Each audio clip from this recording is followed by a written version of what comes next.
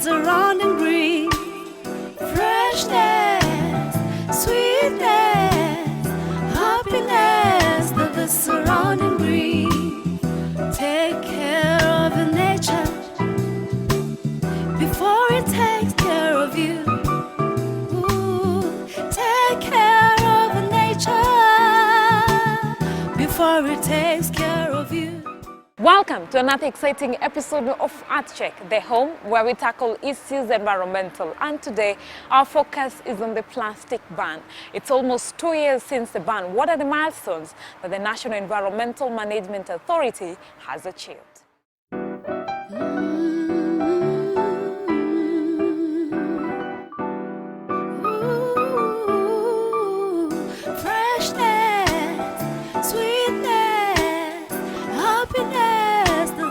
Kenya came with the world's stiffest fines, and some businesses are struggling to find affordable alternatives. But in Nairobi, shanty towns, the cleanup is changing lives. Waterways are clearer, the food chain is less contaminated with plastic, and there are fewer flying toilets. 2 years after Kenya announced the world's toughest ban on plastic bags, the 8 months after it was introduced, the authorities are claiming victory, so much that other East African nations, Uganda, Tanzania, Burundi, and South Sudan, are considering following suit. But it is equally clear that there have been significant knock-on effects on businesses, consumers, and even jobs as a result of removing a once ubiquitous feature of Kenyan life. The draconian ban came in on August 28, 2017, threatening up to 4 years imprisonment or fines of 31,000 euros for anyone producing, selling, or even just carrying a plastic bag. In Nairobi's shanty towns, one immediate impact was on the practice of defecating in a plastic bag, tying it up and throwing it onto the tin roofs, a convenience known as flying toilets. In border society, the ban appears to be working, albeit imperfectly. Among the hundreds of people who walk in the street, there are only 2 who are carrying or selling plastic bags.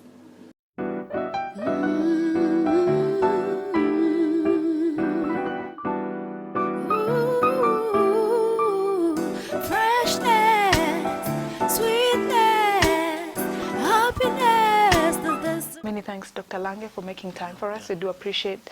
For Kenyans who really don't know you and your position, who are you and what do you do? Thank you, Han. Let me say that my name's Dr. Charles Lange. I'm the Deputy Director in charge of Environmental Planning and Research for NEMA, where we are the department responsible for mobilizing information that is assisting the authority in promoting compliance enforcement, as well as promotional awareness, and also many other matters related to environmental planning. Thank you. Dr. Lange, when we talk about, when we explain NEMA to Wanjiku, the concept that rings in her mind is when you walipiga marufuku, karatasi marufuku, or the ones who banned the plastic. What led to this? Why did NEMA decide, let's ban the single-use plastic? And what is a single-use plastic? Thank you, Han, again. I think I want to mention this to the public that you remember about 2 years ago when we started this journey of the plastic bag ban. Then we had the Gazette notice 2334 on the ban, use and manufacture and importation of plastic bag. We, as authority, we had done our own information gathering and research on how much these plastics, particularly the carrier bags and flat bags, were doing to the environment.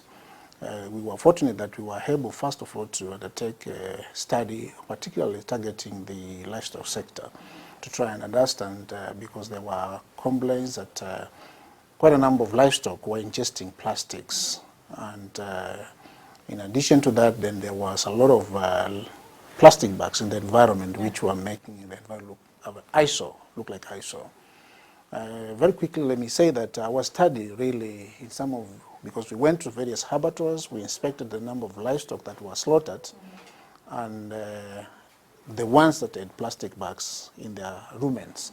We were very shocked because some of the times, about 50% of the animals that were slaughtered had plastic bags in their rumens, which was an indication that really these plastic bags were having an impact on the livestock sector. Among other things, I think I just said that we would see plastic bags everywhere. And we know a number of times we had a lot of floods happening across many parts of urban areas, which we believed that it was because of the plastic bags, which were clogging the drainages, and as a result causing some of the floods that we were witnessing, among many other impacts on the environment. So really, we were very convinced that it was a good cause to try and ban these plastics, which were really becoming a problem to the environment and subsequently affecting the lives of the people. All right. All right. So the plastic bags, first of all, they were degrading the aesthetic value, had an impact on the livestock, meaning the impact that was being felt was huge. So that's why NEMA decided to step in and ban the plastic. But so far, because everything, we believe that in Kenya, when you come up with something new, obviously there's a resistance to change. How has the ban been implemented so far? Yes, let me say that, and let me say we want to thank Kenyans, because initially there were a lot of skepticisms about the plastic bag ban. And let me say that we went through the process very courageously, and within a very short time, we had many Kenyans on our side who started to see the benefits that were accruing from the plastic bag ban. I think we got compliments across the country when people started to see cleaner environments. Where they were staying, they could not see anymore some of these eyesores, many plastic bags on trees, on drainages, and in the environment. First thing that they really felt that we were really moving on the right direction. Secondly, we did not also sit down. We continued with our study, and particularly with the livestock studies, to try and track down whether this plastic bag ban was also resulting in reduced ingestion of plastic bags by the livestock. We have just completed the third survey follow-up study on the baseline, and I can tell you that we are now starting to see that we have lesser and lesser livestock ingesting plastic bag from the data that we are getting from abattoirs, from the livestock that are being ingested, from the livestock that are ingesting plastics.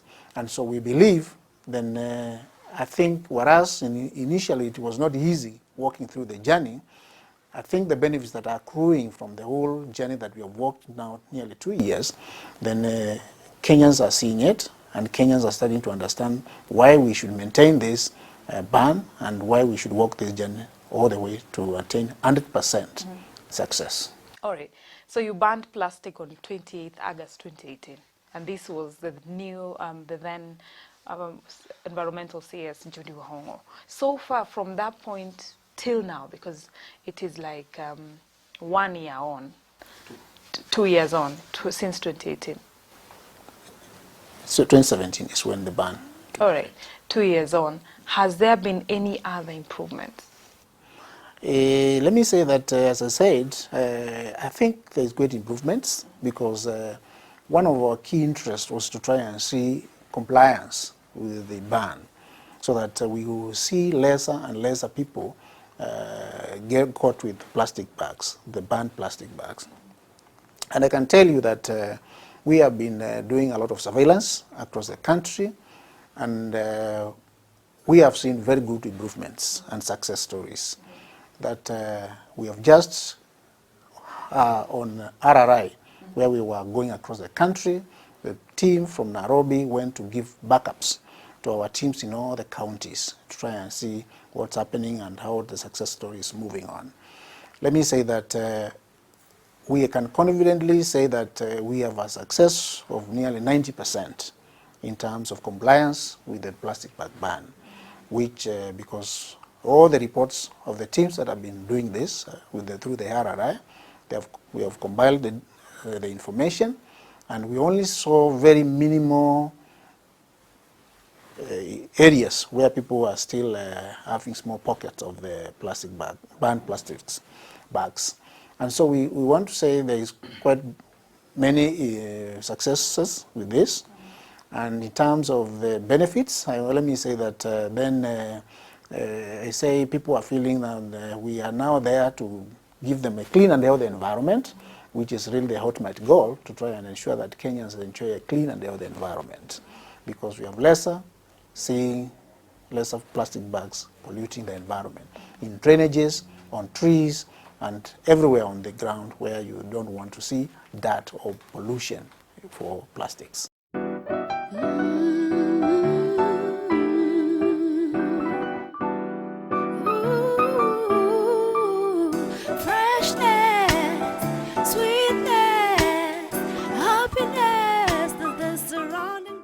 Being almost 2 years means the use of every technique to make sure that the ban works. But now we have more, the creation of awareness. You can also do something, the use of alternative bag, this and much more after the break.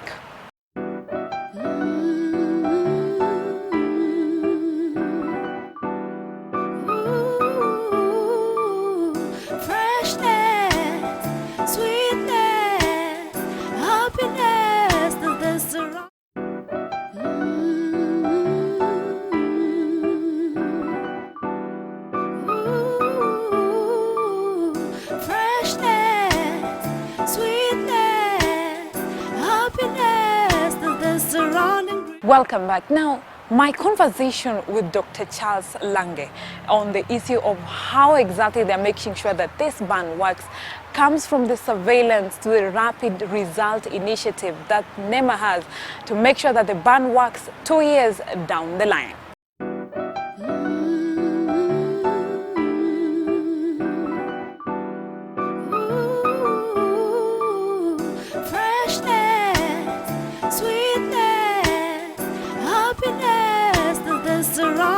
Dr. Lange, if you can agree with me that the single-use plastic are back on the market.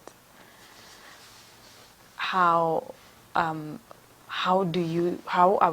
you tackling that challenge? Because someone who's going to the Mama Mboga right now, the Sukuma Wiki shio he's getting is going to be wrapped up with the use of single-use plastic.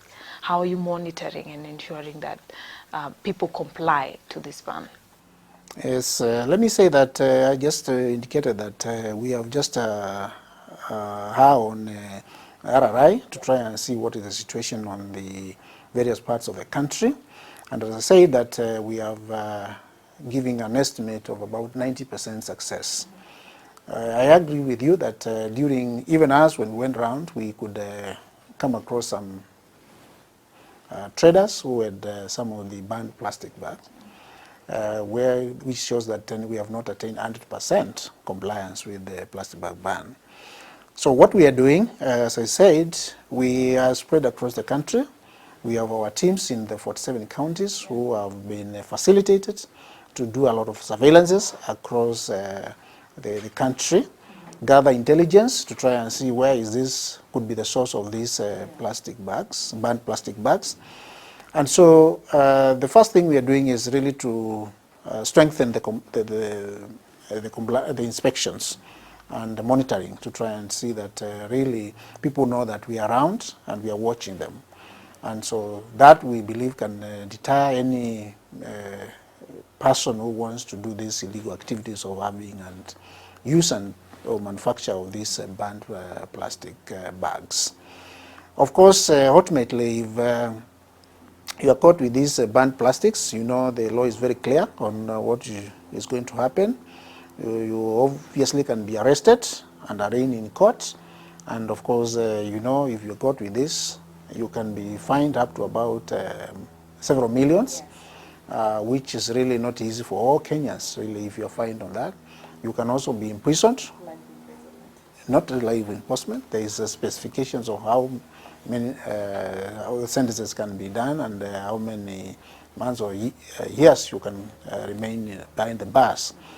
And so, but more so, we are doing a lot of awareness because we believe that Kenyans are good people And once they have the right information and they are convinced that really you do not be on the wrong side of the law, then you can attain more compliance.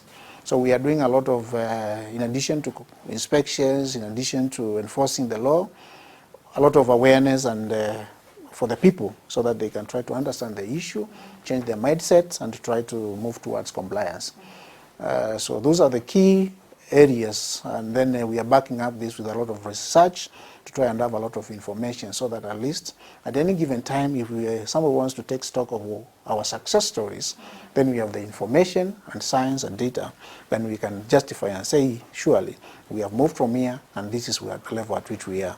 And so that's why I'm saying about 90% success. All right. Is the ban still a bitter pill for manufacturers to swallow? Not really. I think we have worked this journey together because we believe that the most important thing was to try work together with affected communities and industries. And I think I don't think it's a bitter pill to swallow because let me say that environment, which is a foundation for sustainable development, must really be protected if we to attain the various development agendas that are put for the country. And so I think after realizing that we were just for the good cause of this country, then they are with us and they're working with us. And so we believe this is a good cause that we are taking. I was in Australia some other time, and we met Petco, some bottle companies which are making use of the plastics, the plastic bottles, and they're making something. They're melting it, then making some other products from. So that is one of the ways in which these manufacturers have been forced to adapt to this, because we are heading to an era where plastic bottles will be a thing of the past, and we'll get back to that, Dr. Charles. But the next question is the alternative bags that NEMA gave to Kenyans. Most of them argue are very expensive. What would you say about that? I think for us, being the implementer, we believe that even the plastic ban was an opportunity for the industries, particularly small industries, because for us to fill the gap that was created by the ban, then you know that was an opportunity for people to come up with alternative bags that were going to be on the markets. And so for us, I guess it depends on the industry. And so right now, I guess there are quite a number of alternatives. There are chiondos, there are quite a number of other things. And you do not need to go for these alternatives every time, because the key purpose of this is to have something that you can put your goods and work with them. So if you have something, kiondo that you can have it every time you go in for your shopping, then I guess then you don't need to incur expenses all the time. And so there are many maneuvers on how Kenyans can innovate the way they are going to deal with the issue of having carrier bags alternatives with them. Thank you. Daktari, have the Ziploc bags been banned? The Ziploc bags been banned? You see, these are flat bags. Yeah. And so they belong to the category of plastic. The bags that belong to that category. Okay. And so they belong there. All right. Okay. Let's address the elephant in the room, which is the plastic bottles. And as I had mentioned earlier, remember when President Uhuru Kenyatta was in Vancouver, Canada, he mentioned something about banning plastic bottles in conservation or protected areas. Is this a move that we'll see, or if there's a time where we'll see total ban of plastic bottles? For us, I think the issues are still under discussions, and there's quite a lot of engagement ongoing with the various stakeholders on what is the best approach to deal with this so that we both keep the benefits of environment as well as the interest of the business community. So as to when then the ongoing discussion come to completion, then that's when we can say which position the country takes going forward. But what I can say for now, there are ongoing discussions on what is the best approach for really dealing with this stream of plastics. So in short, there is light at the end of the tunnel. Let's wait for the discussions to come to conclusions. The relevant agencies, both government and business community, they are seriously engaged on this. And so we will wait until we see where the discussion leads us, so that at least we can have a common approach which takes care of the interest of the environment as well as the business community. All right. And your parting shot, Dr. For me, I want to thank Kenyans for standing with NEMA during this period of this program of plastic bag ban. I think we have seen now goodwill from a lot of Kenyans who have come realizing that we were just for the good cause of this country. And so let's continue the working together so that we can attain 100% compliance, so that we can continue to enjoy a clean and healthy environment. Right. Thank you. Many thanks, Dr. Thank you very much. Time for us. We do appreciate. Thank you. I'm sure there's a Kenyan out there who's learned one thing or two, Yes. and with the penalties that Yes. you've put in place, probably Yes. he'll halt or she will halt from using single-use plastic. Many thanks. Thank you very much for me. Thank you.